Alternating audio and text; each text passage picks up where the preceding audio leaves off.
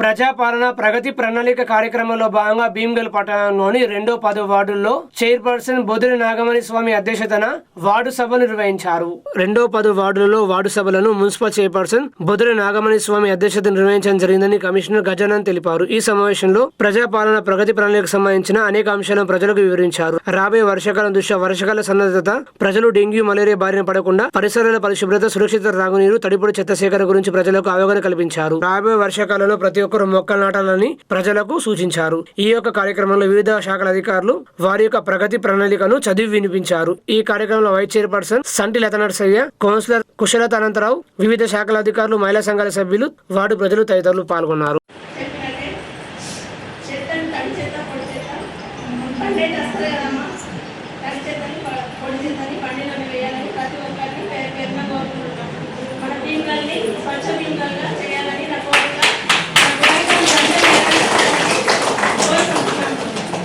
లేదా దాన్ని మనం ఏమంటామంటే ఈ ఇంప్రూవ్ రెయిన్ హార్వెస్టింగ్ పిట్స్ అని ఇటువంటివి ఏర్పాటు చేయడం వల్ల కూడా మనం ఏం చేస్తామంటే వర్షాకాలంలో పడినటువంటి నీళ్లు అనేవి భూగర్భ జలాలుగా మారి మనం బోర్ వేసినప్పుడు మనకు తాగడానికి నీళ్లు దొరకడానికి అవకాశం ఉంటుంది. కాబట్టి ఈ విషయం గురించి కూడా మేము మున్సిపల్ తరఫు నుంచి ప్రత్యేకంగా మహిళలందరికీ మీరు ఉంటేనే ఇళ్లలో అందరూ చూస్తారు కాబట్టి ఖచ్చితంగా మీరు దీన్ని కూడా మీరు ఇల్లు కట్టేటప్పుడు కానీ మీరు ఆల్రెడీ ఇల్లు కట్టినా పర్వాలేదు, మీకు ఇంట్రెస్ట్ ఉంటే ఈ కొన్ని ఇంప్రూవ్మెంట్స్ ఏదైతే ఉన్నాయో అవి తగ్గించడానికి ప్రయత్నం చేయండి.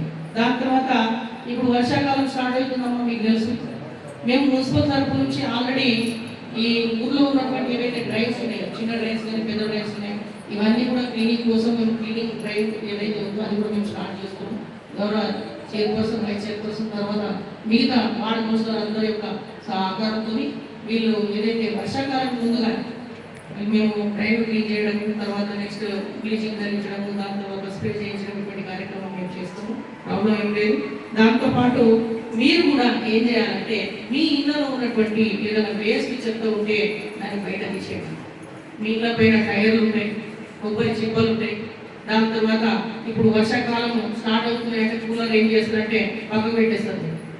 ఇళ్ళలో ఉన్నటువంటి కూలర్ పక్కకు పెట్టేసి ట్యాంక్ వాడతారు. కానీ ఆ కూలర్లో మీరు వేసినటువంటి నీళ్ళు అట్లనే ఉంటుంది. దానిలో ఈ మలేరియా, డెంగ్యూకి సంబంధించినటువంటి దోమలు పెరుగుతాయి. దానివల్ల ఈ సీజనల్ డిసీజెస్ అయినటువంటి మలేరియా, డెంగ్యూ, డయేరియా